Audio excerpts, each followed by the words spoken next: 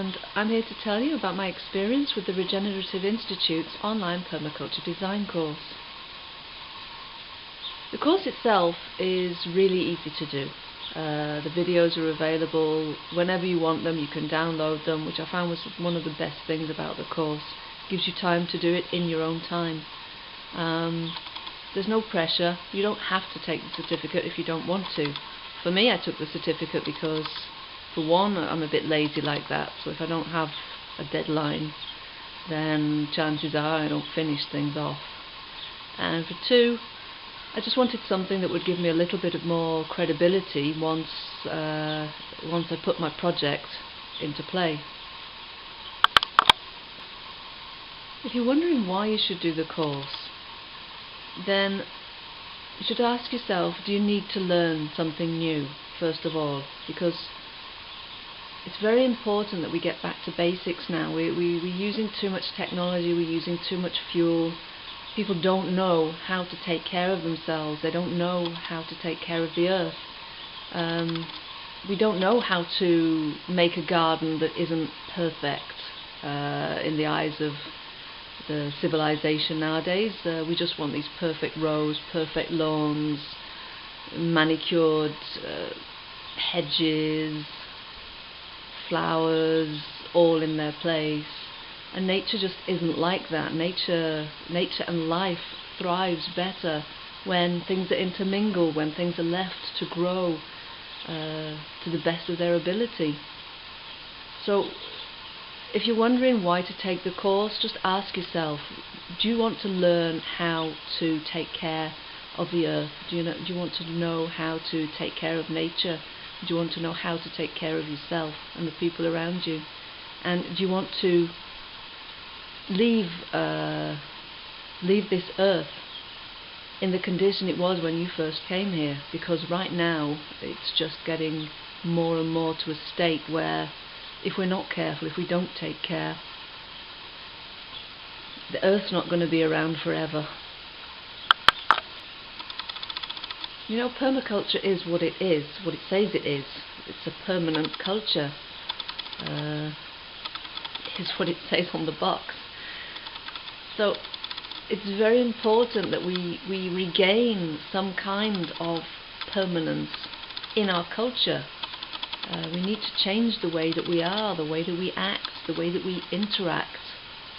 We need to start interacting again with all the technology we have, mobile phones and tablets. People are not interacting with each other, let alone interacting with nature and their surroundings. They're not even seeing what's around. They see only what they see through a camera, on the TV.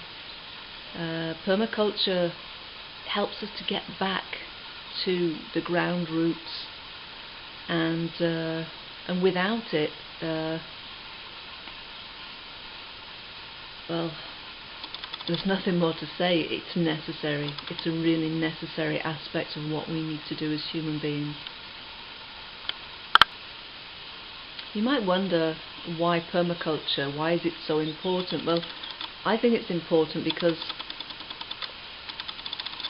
it is organic farming, okay? You have organic farming, you have bio farming, you see all the products in the shelves, they say bio this, bio that, but they're not necessarily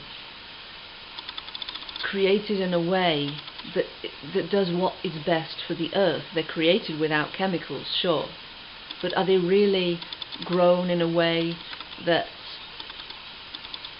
ensures that the rest of the areas around them, the spaces around them, can grow and progress as much as they would if permaculture was used? Permaculture is more than organic farming, it's more than bio. It's an integration of everything that lives.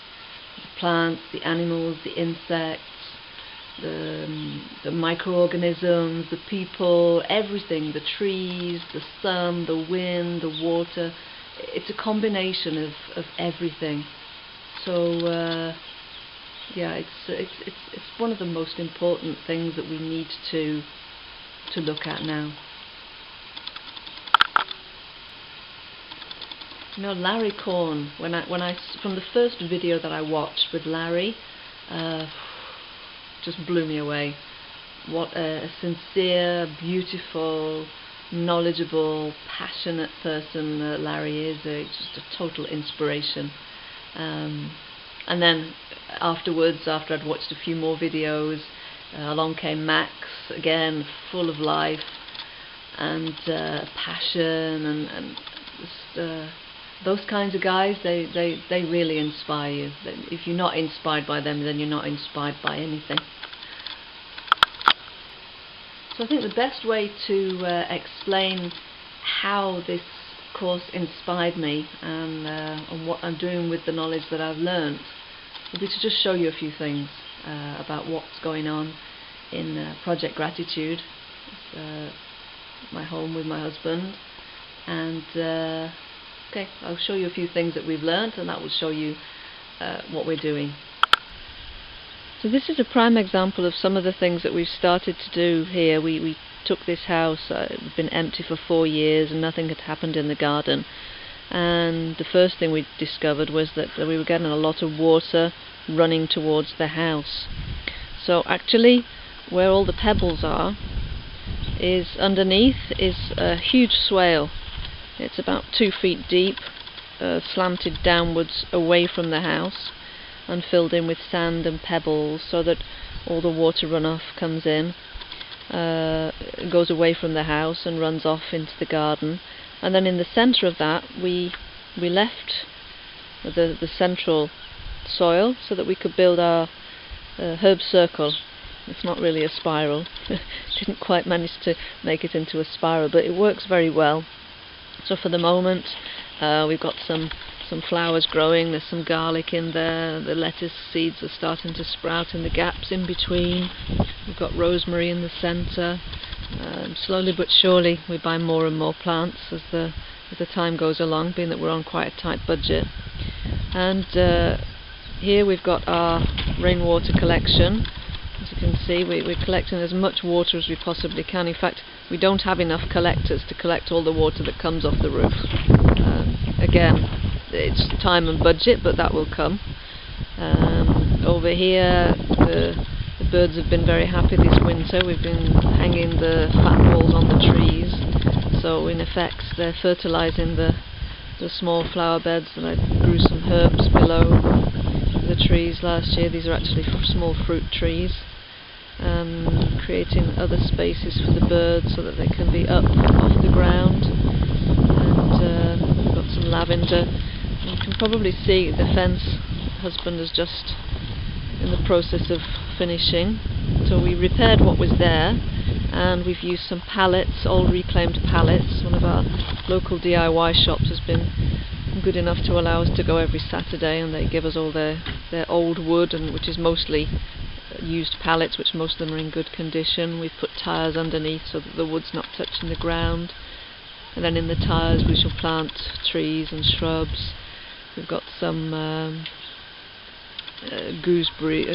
blackberries and gooseberries and raspberries already sprouting from twigs taken from family's gardens last year. And again here made a chair using some pallets. I can't really see what it's going to be like yet. I've put the climbing rose at the back, using all the old stones that we're digging up from the garden. So nothing's leaving this place except plastic crap, and that we throw out. And here is the area where I'm trying my first attempt at sheep mulching. So hopefully this year I should be able to plant my vegetables there. We've got some fruit trees.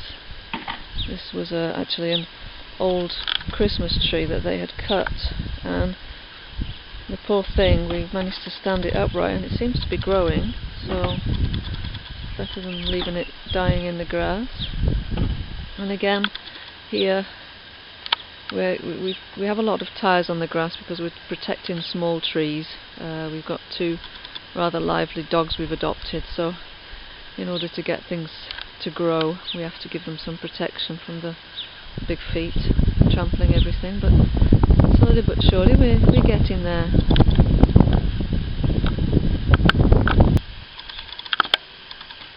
before I forget, when you cut your trees down, like your fruit trees for example, save all the stems and stick them in soil, because this is what's happened to my cherries.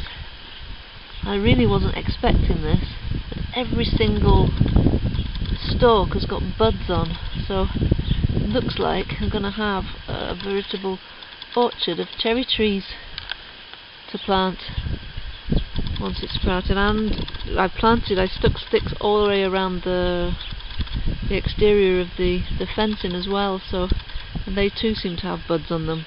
So this is permaculture in motion for sure. Now here's our soon-to-be chicken coop that we are making inside the renovated barn. They've got a nice ladder made from pallets. They've got some super little beds.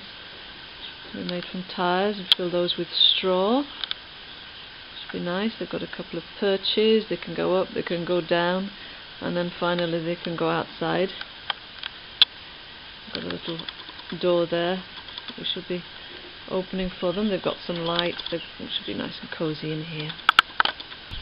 And this is the outside of the barn, the chicken place. We built this extra wall, made the gate from a recycled pallet. It's waiting to be used for something, not sure yet what yet.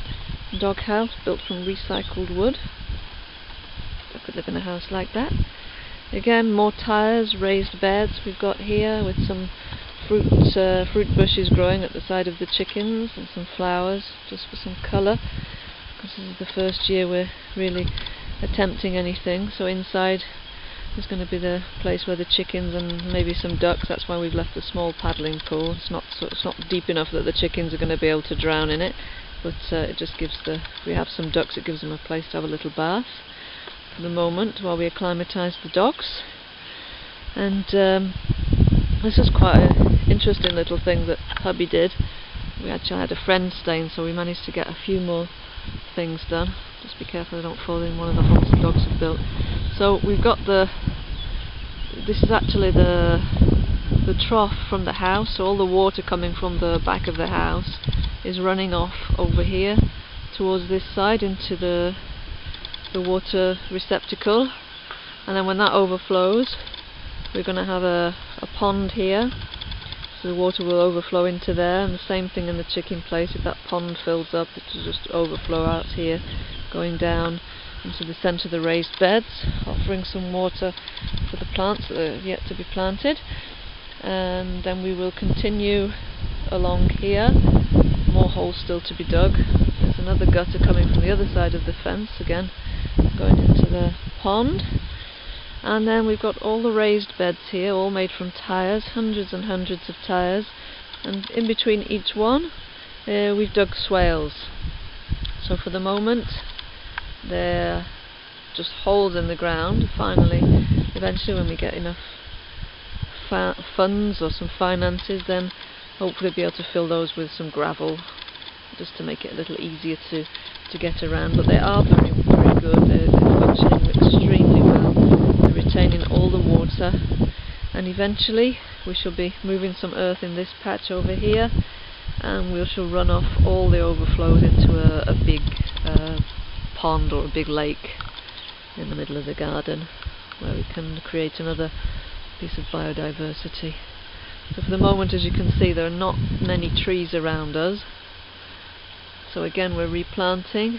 This is the kind farmer donated nearly 7 tons of cow poo, so that's slowly being whittled down into the raised beds and onto the garden, onto the sheep mulching. Very windy. And along this long fence that I've just panned across on the back there, we planted conifers. So not so edible, but they shall stabilise the ground, because there's a big hole at the back. It's a natural, what they call a fosse in France. It's a natural swale just to overflow from the fields. So conifers are good at retaining the moisture, and they should stabilise the soil at the side of the fence as well, to give us a windbreak, a bit of shade, because it's a south-facing garden. And finally, they should take care of some of the excess water there. Dog is in the doghouse this morning because they'd upturned some of my potted seeds. So here's the first attempts at sheet mulching. Actually, it's the second attempt at sheet mulching. My first attempt at sheet mulching worked out pretty much like Toby explains in Gaia's Gardens about being a little bit afraid of layering things, and so I put the cardboard down, a little bit of grass on top, and then was surprised when the wind came and blew it all away. So this time we've got lots of cow manure on the top, so still to put another layer or so, I think, if I can get some topsoil on the top of this, ready for planting vegetables that are growing. There's a little apricot tree there, and I found some of these kind of like frames was in part of the wood that was recycled last week, so I'm going to use those to fill with some topsoil, some compost. It's on top of the stuff that's already been sheet mulched, so should be able to plant some nice things there. And the most difficult thing about when you start permaculture gardening is to get out of the set mindset, the things that you're taught about keeping things in straight lines. You plant your seeds, you dig out all the weeds, you spend hours making the ground look black to add your seeds and keep everything in order. So the most difficult thing is to get away from this need for order in the garden. It takes a bit of time to get used to, but I've also started to do a lot of research on edible weeds, so I'm probably one of the only people now who, when I dig a weed up, I replant it somewhere else, especially if it's something that I can eat. And so we don't go without salad at all. Even in the winter time, there's always something green that you can eat. There you go. So that's it. Thanks very much for listening.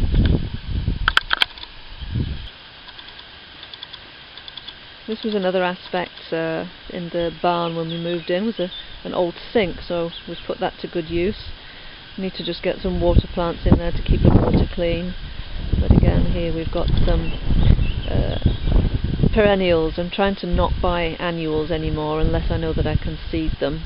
So we've got some rhododendron there, azalea, lavender, conifer to try and create some windbreak because it's very, very windy here.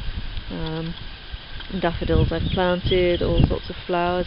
These little babies I actually dug up from the fields. They're edible, they're like the wild primulas. So I try and go foraging down the lanes to see what we can gather from there. And just some examples of the things that are starting to grow now, because it's spring and it's lovely and everything's just ready to burst. And the same more or less. We're getting there. The barn was completely demolished. That's been renovated. We had to buy roofing, but the rest of the materials were all recycled woods, and the dog house was made with recycled wood. And we're digging up old stones at the moment, so we should be creating a nice courtyard here in this space where you see all the tyres. More conifers have gone in there to create a windbreak. And last year this was the place where I did create a small vegetable patch, and it was quite successful, but there was so much rubbish under the soil that had to be dug up. For the moment it's just resting. I covered it with straw. Grass is starting to come through, so I should be doing some sheet mulching again in the next couple of days. Now it's stopped raining finally. And basically, what can I say? I mean, it's just this course has just helped to give some knowledge about what can be done, the possibilities, things that you think are not possible. All of a sudden you think, oh, what can I do with that? And finally you suddenly realise, oh, but I saw that in a video, and so you can go back to the video and you can check what it is you need to do. And well, that's that.